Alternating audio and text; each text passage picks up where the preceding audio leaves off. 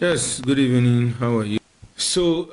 My name is Sherif Ghali. I'm a Ghanaian, a proud Ghanaian, of course. I don't believe in tribal associations. So, yeah, I come from one of the tribes in Ghana, but I'm a Ghanaian. I work as the chief servant for the Ghana Chamber of Young Entrepreneurs and also the founder of the Chamber of Young Entrepreneurs. I also double in other few things as the chairperson for the Commonwealth Alliance of Young Entrepreneurs, and I'm also a tech entrepreneur running a tech business and a couple of consulting activities as well. Yes, so I have 3 kids, and I'm for education. I have a degree in information communication technology. Actually, the good news is that I was one of the best in my class, and I came out with first class. I also have HND in ICT, Information Communication Technology, which also is a first class. Yes, so that is it for education-wise, as far as my educational background is concerned.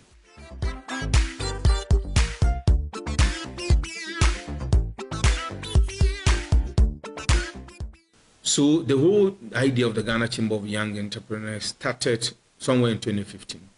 And the whole history behind it is that I came together with some few young entrepreneurs after I personally had issues with my business, after my business collapsed, because I took a decision in life that may have not been the right time to take the decision. I was actually doing well as a young entrepreneur in my business, for those who know, but then I took a decision, and that led to my business collapse. And when the business collapsed, rationally, I had to sit down, look at what really informed that collapsing of my business. What were the causes?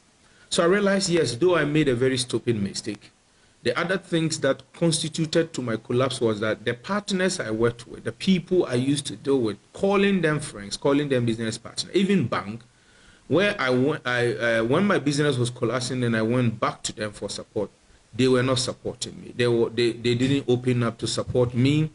And that was that was a big issue, because if I had gotten that kind of support, my business would have really been able to be saved, but I didn't get that support. So the question is that, why did that happen to me? Is it because I was young and naive, or is it because I took a decision that was not healthy at that moment?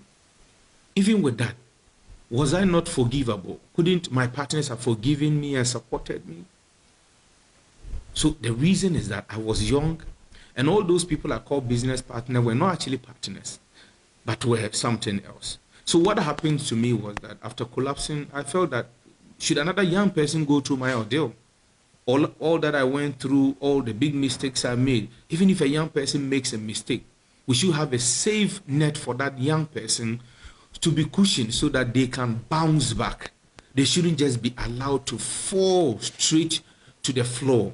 That getting back may be a big challenge. For me, fortunately, I got back to my feet within a year, but some people, it may not be the same thing.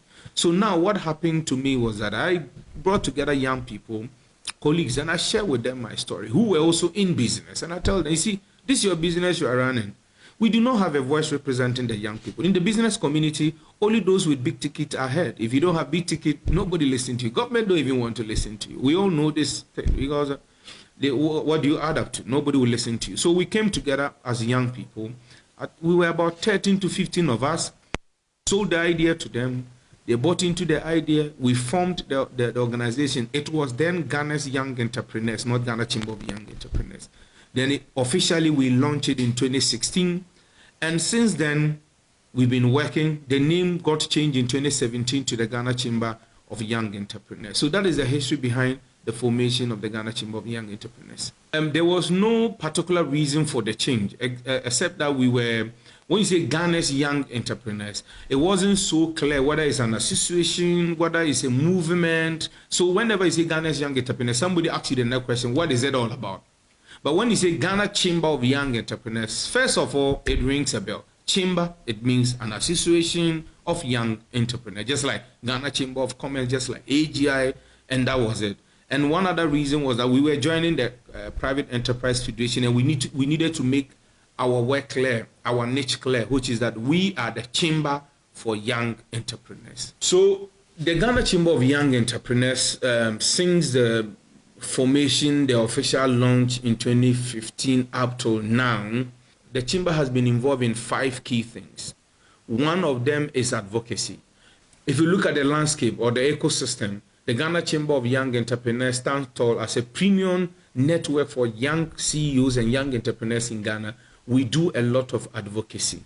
If you know the history of the Ghana Innovation and Startup Bill, we played a key role by bringing all stakeholders together to form a committee. That today, that committee comprises of other key organizations that have propelled the Ghana Startup and Innovation Bill. Aside that, we have been involved in so many areas, influencing policies and talking to government on areas. We are the only youth group that have the chance to meet the president together with the private enterprise actors like the GNCCI, the Ghana Chamber of Commerce, the AGIs, and then the rest. So that means that we have a voice out of our advocacy, and the government listening to us as the representative voice of young entrepreneurs in Ghana. Aside that, one of our work is capacity building and mentorship. We understand that for the young persons to be able to build sustainable businesses, to be able to scale, to create jobs and contribute to building their national wealth, then we need to build their capacity to set up sustainable businesses. We want young people to set up businesses that can employ and create jobs in Ghana. So for that reason, we invest so much in capacity building the capacity of young people. We have programs like the Young Entrepreneurs Academy, which is like an incubation hub that build the knowledge of young people. We have programs that are focused on capacity building. We have worked with so many development partners over the past 8 years to do so many development capacity building programs in the areas of business development, financial access. Think of it, we have done a lot of capacity building in those areas. The third pillar of our work is investment and capital mobilization. We are not saying that we would only build young people, their capacity, will advocate for them, that is to be their voice. We are also looking into how can we create the needed funding for our young people. In 2019, our stakeholders came out with a fund called the Young Entrepreneurs and Startup Support Fund. It went through rigorous consultations with stakeholders and reformations, and then in 2021, we brought out the Young Entrepreneurs and Startup Support Fund, which is a fund young people join, contribute to, and borrow from. As I speak to you now, just last year, we had the EU, through the SMV Green Project, investing 3 million Ghana cedis into the fund. And what this fund does is that it's going to support young people without necessarily having collateral. A young person can be able to apply for this fund.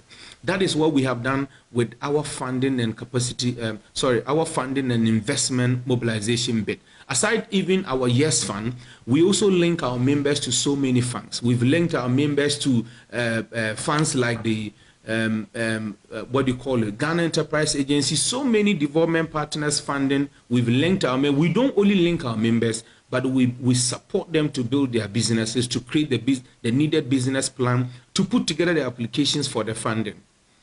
Fourth among our works is we do trade facilitation. We want our young people to network.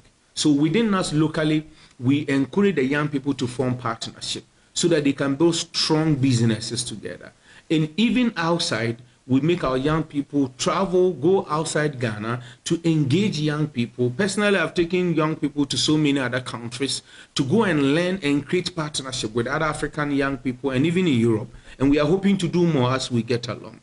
That is the trade facilitation we do. And as part of the trade facilitation, we organize yearly, trade summit, where young people can come and exhibit their product and services for the general public to be able to see what these young people are doing and actually give them market.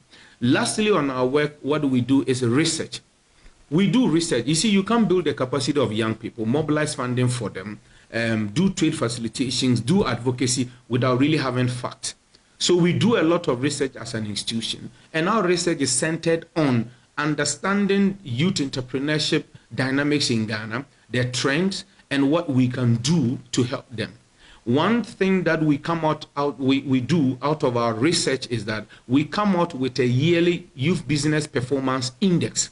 It's a report that seeks to tell the governments, the donor partners, everybody that is involved, stakeholders, the state of youth businesses in Ghana.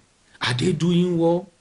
Are they not doing well? What can be done? What are the recommendations? So we do this every year to communicate to all of us. And you see what? Our document is not only meant for us, but it's also meant for government, as I mentioned, because you can't formulate policies without really understanding the needs of the young people. So our document, the index really show the need of the young people that goes a long way to inform policy formulation. These are the 5 things we do as a chamber. And over the years and all of these things we've done, we've chalked a lot of successes together. We've been able to raise 3 million Ghana cedis with our YES Fund. We've been able to train over 4,200 young people. We've been able to build so many capacity. We've been able to organize over 200 capacity building programs. And then we've done so many things across the length and breadth of Ghana. As I speak to you now, the chamber is not only in Greater Accra. We are present in all regions. As a matter of fact, our yearly summit is not only done in Ghana, the summit is spread across the country. The first 2 was done in Accra, the 3rd one was done in Ashanti region, the 4th one was done in Volta region. Next, the 5th one, we'll be taking it to another region. The reason we try to spread our tentacles is because young entrepreneurs are not only based in Accra. We have young entrepreneurs from the northern part of Ghana who needs our services, who needs all the things that we have to offer, all the support. And so we are available and accessible in all the regions where we have regional representatives who are representing our interests. So this is the Ghana Chamber of Young Entrepreneurs. We've worked with partners like the Ghana GIZ, we've worked with Development Partner, we've worked with Konrad Adeno Foundation, we've worked extensively with SMV, we've worked with the EU, indirectly through the SMV project. We've worked with so many other development partners. We also work with the World University Service Canada, WOOCS, and then so many other partners coming on board and for us to support the capacity of young entrepreneurs in Ghana. So if you look at our work area, where we have the 5 key areas, that is the advocacy, mentorship and capacity building, funding and investment mobilization, trade facilitation and research. It's like a vehicle. It's like the tool to achieve the aim. Because the thing is that when we did, I think in 2018 when we did a survey, we realized that the need of the Ghanaian young person fell in 3 areas, or let me put it this way, the need of the Ghanaian young person were categorized in 3 areas.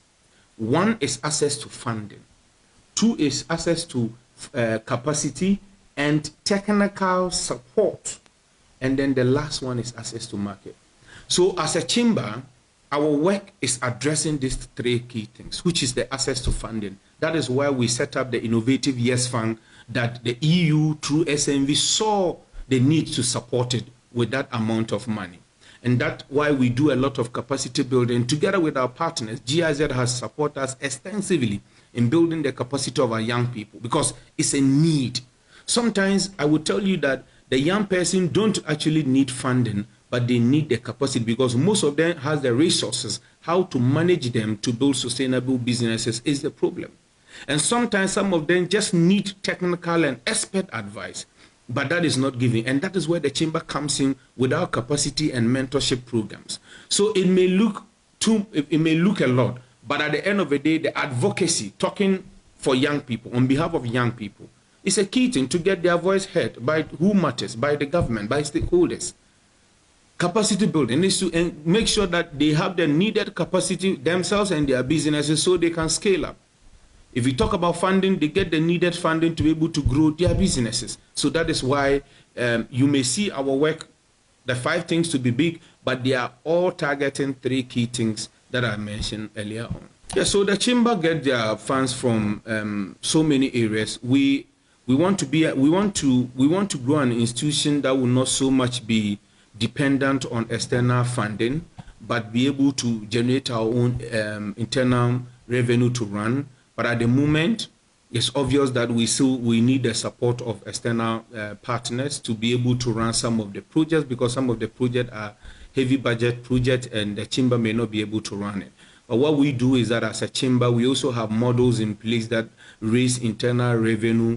For example, if you come to our head office, there's a co-working space for young people where we, offer services like printing and all of those things, and then people pay. We also have offices people can rent and have meetings and training programs and all sort of things. And these are revenue generation models for us as a chamber. We want to be self-sustainable, but at the moment, largely our support comes from our donor partners and individuals, benevolent individuals who see the need to support Ghanaian young people. Then they donate to support the work of the young entrepreneurs in Ghana. Every sector has its challenges. One of our key challenges is to ensure that you are able to satisfy every member. You see, when you run a chamber like the Ghana Chamber of Young Entrepreneurs that has huge numbers of young people, each and every one trying to get the support they needed, and given the particular resources you have, you may not be able to, get to all of them. Then at the end of the day, it becomes a headache to you, especially the leader, because you want to help so many young people, but you can only do up to your strength or your limit. And so it's been a problem, which is the limited resources to reach out to every young people that need our services. Aside that, sometimes there are certain policies that come out that as an organization, you expect that consultation with stakeholders would have gone deeper than it is, but before you realize it's out there, and now you have to go and fight for it before then they will be considered, which I believe is also another key issue. I've also realized that other actors in the environment don't see the need to partner. We duplicate effort. So the Ghana Chamber of Young Entrepreneurs is doing a Young Entrepreneur Summit, an organization that even do not have anything for young people, but maybe have seen that there's that place to do an event and charge people, would be doing the same thing. And there has been that kind of issue because the chamber has never done any program and charge people for our event. All our event, we try to get sponsorship for them and we run them. The ones that are revenue generation are not directly projects that will benefit young people, but we rent our office space and all of those things to get revenue. So the lack of partnership between the actors in the ecosystem itself is a big issue. And for me, the duplication of effort is a problem because you have government agencies that are doing things on youth that the private sector youth-led groups like the chamber and the rest are not aware of. We are only invited to come for launching, and that is all. So we also go to the same partner the agency goes for money to look for money to do the same thing, and then we are only duplicating effort. Imagine we can come together, solidify our partnership, both the government, the private sector, and then ensure that we deliver and have impactful results at the end of each program, then it will be the best. The chamber has a member. We are closer to the young people. We know what their needs are. They are not, the government workers or the public workers are not so close to the young people. They may say, oh, we also know them, but we have been working with them. We know what their needs are. So they need to be that partnership between the public and the private sector, and then the private to private. So ecosystem actors who are also enablers like the chamber, we need to work together. We shouldn't be competing each other, fighting for programs, fighting for what to do. We have one particular objective or mission, and that mission is that to ensure that every young person in Ghana who wants to go into entrepreneurship, who want to be a business person, we are able to support that young person so they can set up a business. That should be the mission, and nothing should change that mission. So to become a member of the Ghana Chamber of Young Entrepreneurs is an easy thing. You just hop onto the website www.gcyegh.org, gcyegh.org. You fill the membership form. There's a small registration fee, and then a yearly membership dues that you pay. So for membership benefit, it differs from the category of membership. We have a membership for business members, that is businesses that are incorporated and are 1 year and above. And then we have what we call the starters. Starters are individual young people who want to do business but may not have a registered business, but are willing to set up businesses, so they can also join. So each one have the fee they pay, and each one has the benefit. So for example, the business members who are our core members, what we do is that when there's a funding opportunity, they are the ones we select. When there's a travel opportunity, they are the ones we select. When there's a particular capacity building program, they are the one we select. And we pay key attention to them. We ensure that we help them put their business documents right. And even when there's a funding opportunity, we link them, we help them to apply for those funding opportunities. So each member category has their help. For the starter members, we focus on building the individual's capacity to now bring their business to life. We support them to model their business. We support them to register their businesses, and then they can have a serious business that can then make them to become a business member. That is basically what we offer to our members, and many more.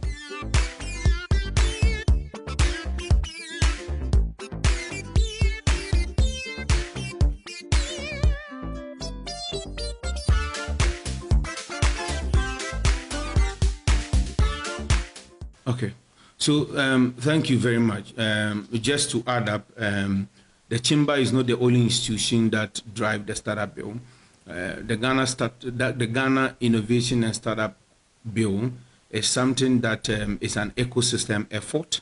It's important I mentioned this, even though the Chamber brought everybody together somewhere in 2019 to form a committee to work with government to draft the bill. But the effort was actually successful because of the other ecosystem actors. We have one key ecosystem actor like the Ghana Hubs Network, who also had done a lot of engagement before the merger. And then we have the NEIP, the National Entrepreneurship and Innovation Program. Later on, some few other organizations also joined to contribute their effort. So that is it. But then to say the Ghana Innovation and Startup Bill, what is it to a layman?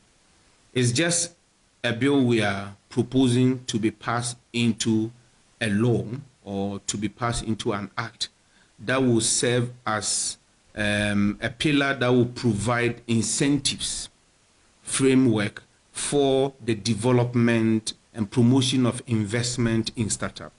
Now let me break it down. In Ghana, yes, we have quite a moderate startup ecosystem where startups are doing well. However, they lack a lot of support. Starting up an innovative venture is not an easy deal. It demands a lot of support, a lot of it needs a lot of support and a lot of structures to help it sustain.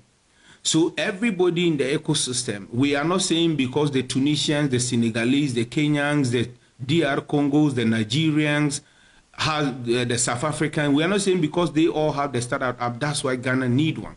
We think that Ghana ecosystem, the startup ecosystem, is even quite stronger in some sense that we needed a bill.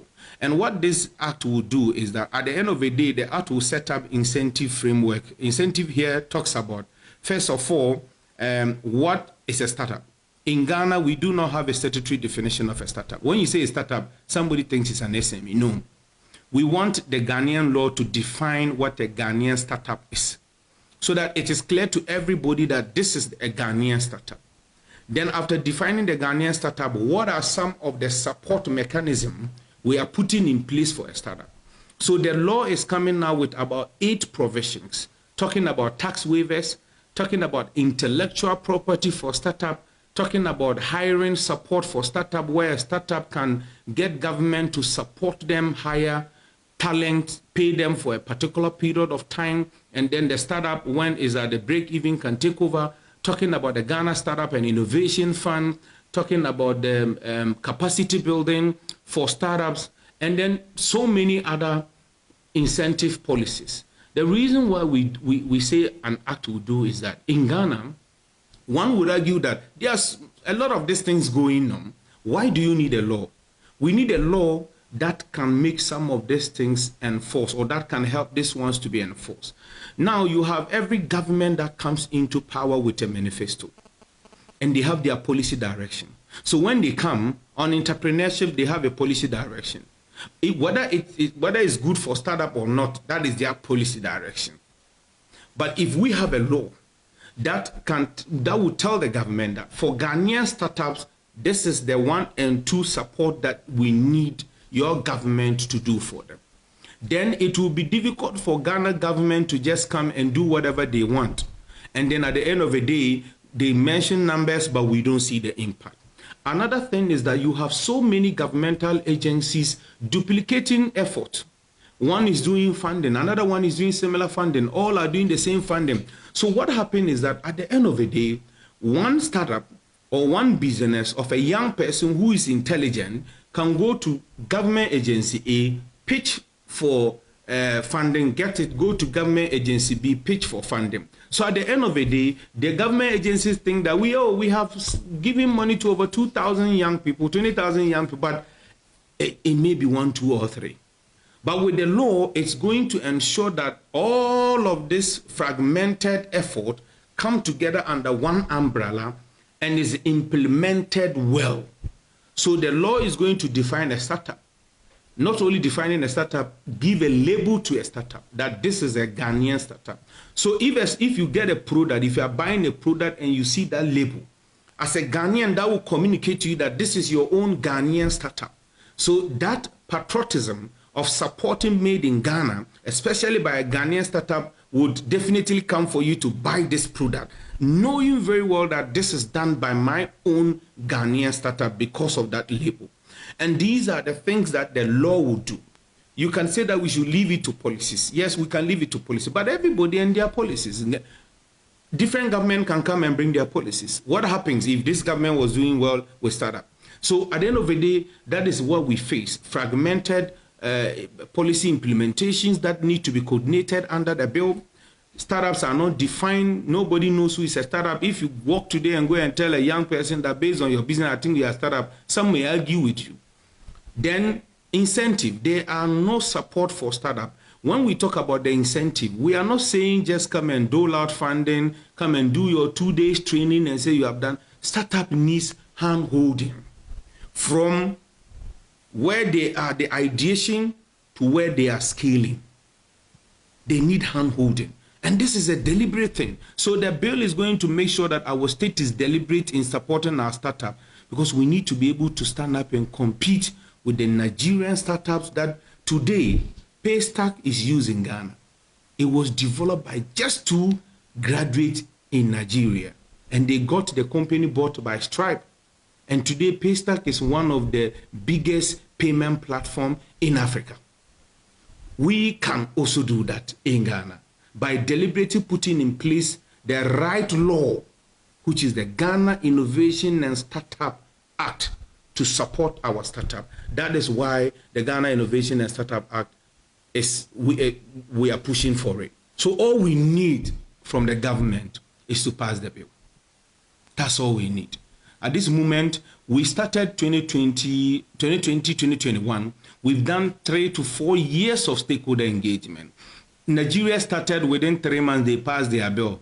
But Ghana has been so meticulous, and we are grateful to this government, to the Ministry of Communication that is serving as a sponsor ministry, to all the partners that have been involved, the GIZ, the International Trade Center, ITC. All of them has been supporting the Ghana Startup and Innovation Bill. And at the end of the day, all we need from government is that now this is the time to pass the Ghana Startup Bill.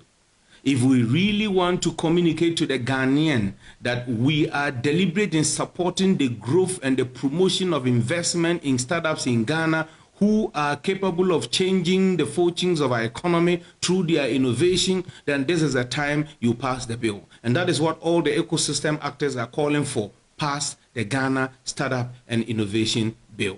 It's all about, for the bill is actually going to solve the issue of fragmented implementations that allow for duplications. The bill will definitely stop that, because the bill is actually going to coordinate all the support mechanism going to startup under one umbrella. For example, we are proposing the Ghana Startup and Innovation Agency that would handle support for the startup. So every startup policy by every government would definitely pass through the Ghana Innovation and Startup Agency. That is one. But for you as an entrepreneur, if you are capable of only pitching for grant and for businesses, one day your cup will be full. It's an integrity issue. Because if you keep on doing that, because you are very good at pitching, you go here and pitch and get the funding, you go here and pitch. One day you go somewhere. I happen to sit on a jury that was to give funding to some green business, and somebody walked in there and then pitched, got the funding, and then I was picked as a judge to sit on the Greater Accra Ghana Enterprises Agency grant program. I saw that same guy there. So it was like a week ago, I was on this panel and you were there. We picked you. Today you are here. Yes, you are good in pitching. But what happened to that money you picked? Have you invested it? Where have you got into? And you are looking for more. So at the end of the day, as an entrepreneur, the bill will definitely solve this. But I want you to understand that your integrity as a person is also very important. If you pitch and you get the funding, use it judiciously. If there's a need for more, then go. Nobody says don't go for more funding. But don't make it a business going pitching every pitch to just get money without necessarily having to use the money.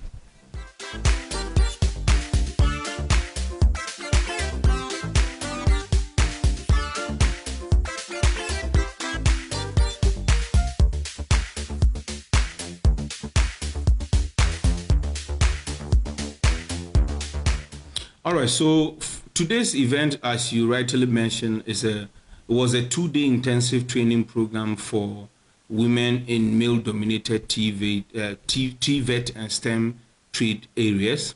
And this one is a partnership between WOOC's Invest Project, the Chambers Academy, the Young Entrepreneurs Academy won a bid to be one of the incubators for the project. So we were tasked to train women. So today's program was just part of the first program. Actually, we did the first one, which was to train about 20 young women, pick the best 4 of them, and then they go for a national pitch challenge. The good news is that all the 4 that came out from the chamber, our hub, when they swept the whole awards at the national, we won from 1st to 3rd, which means that we really put out good product over there. But then this is the second activity under the project where we are training 75 women on 75 women who are in businesses where was naturally supposed to be men and especially Steve. And we train them on branding and business development, and then we also train them on design thinking, how to be able to adopt design thinking in the process of coming out with solutions or specific solutions that would be able to be converted into business. So that is what we did yesterday and today. Today was actually the last day. We had a lot of young ladies coming over and for training, and you would see as you were here that the impact was immense.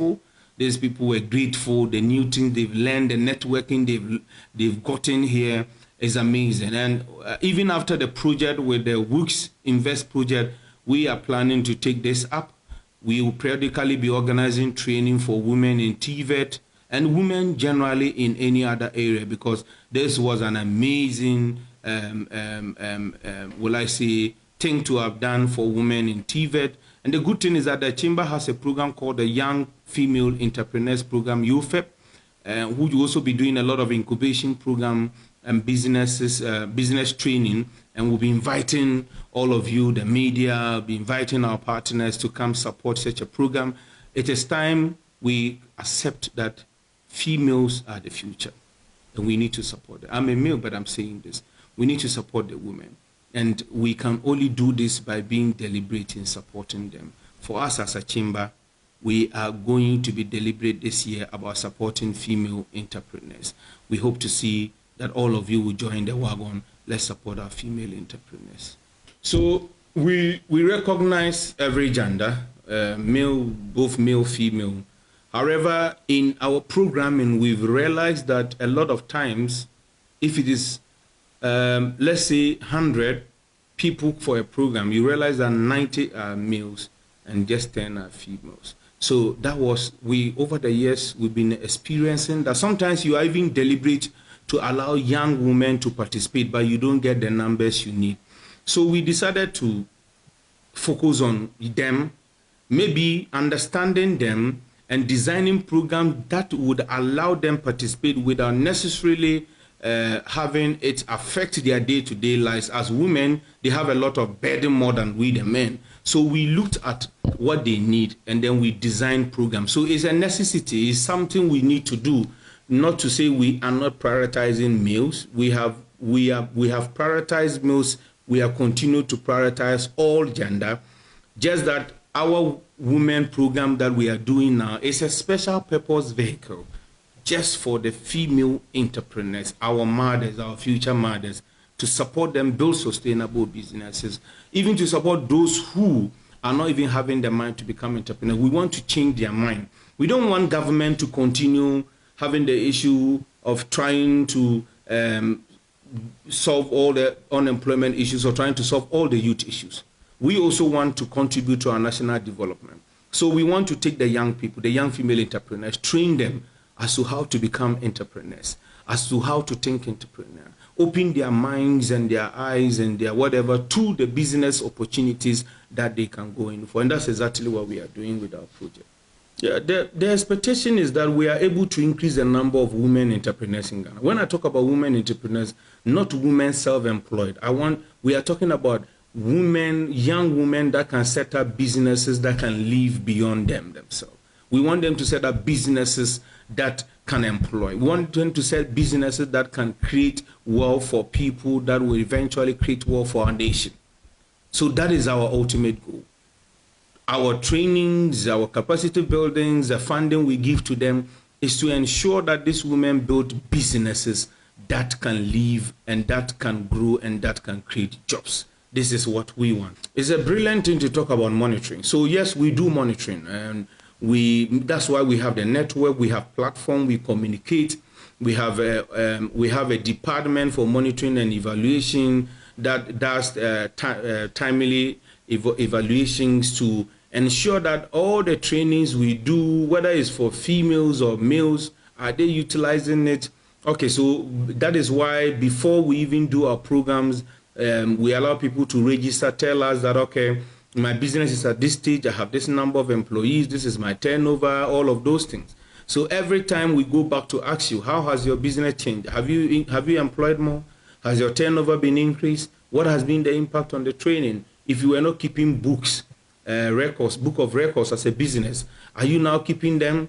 These are some of the questions we ask, and we ensure we measure our impact by the fact that the businesses have moved to point in the upwards area. By literally means growth. We want to see them grow, move from one point to the other, be able to increase the level of people they employ, they're able to increase their revenue. And for us, the chamber, we do not have a success until our young businesses are successful.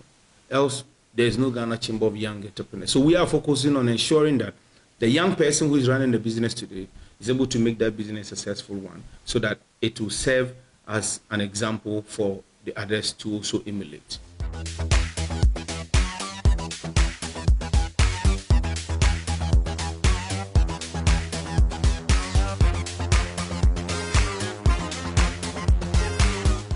Final, thank you very much. So final, my words, my final words is that to government, I think every successive government in Ghana, they do their best to support the business community.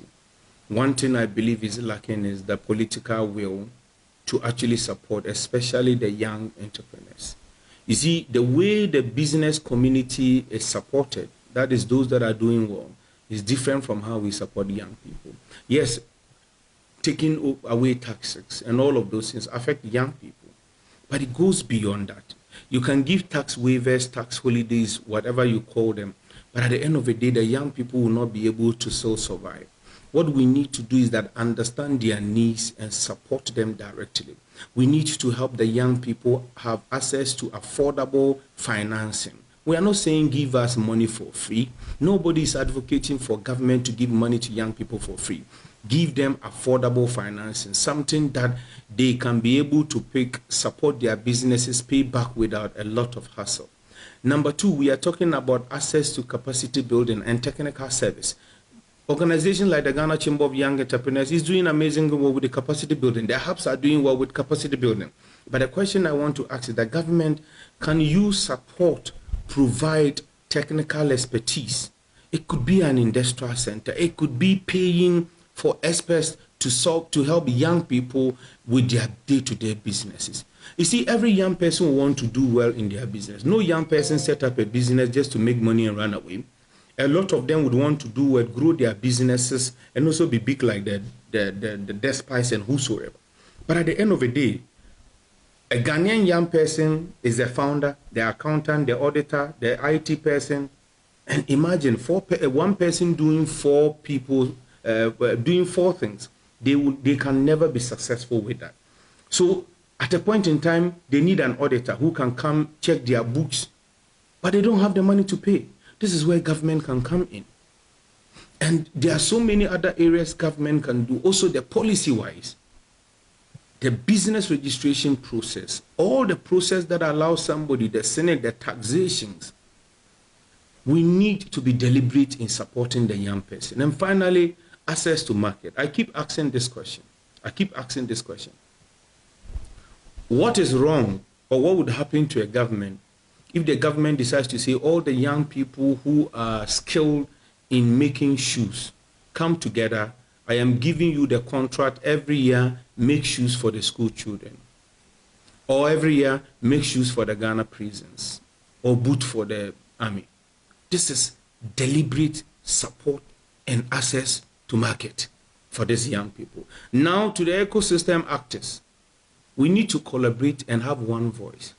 Just as the way we've been able to come together to do the Ghana Startup Innovation Bill, and it's no one person's success, and I hope the day the bill will be passed, we all realize that unity is far better than individualism. Let us come together to continue to hold the forth, collaborate, work together as partners. Do not duplicate programs. At the end of the day, we do not have the needed impact. For the development partners, amazingly well, the support is coming in place. Also encourage partnership so that ecosystem actors can partner and then be able to ensure that whatever we are doing at the end of the day has a lot of impact. And now on the Ghana Startup and Innovation Bill, I want to use this medium to call on every stakeholder that see the need for Ghana to have a law that would deliberately support the growth and promote the investment of in startup in Ghana to join hands. Let us make sure we advocate for the passage of the bill. You can go to the GhanaStartupAct.com. You can read more about the bill. The current version of the bill is there. And then you'll see all the committee members who are pushing this bill. Look for them on social media, follow each one of them. Let us talk, ask questions. Where have we gotten to? We need to get the Ghana Startup and Innovation Bill passed. And it will take all of us. The bill is, if it's passed today, is not for me, it's not for my children. It's for all of us. It's for the ecosystem. It's for the startups who are doing businesses. And that is one of the surest ways we can do for ourselves to support our own startups. Lastly, to every young person that is watching or going to watch this, the Ghana Chamber of Young Entrepreneurs is a premium association of young people. We are here to ensure that your voice is heard and that your business scales so that you can create the needed employment and contribute to national development. So what are you going to wait? What are you waiting for? You need to join the Ghana Chamber of Young Entrepreneurs now.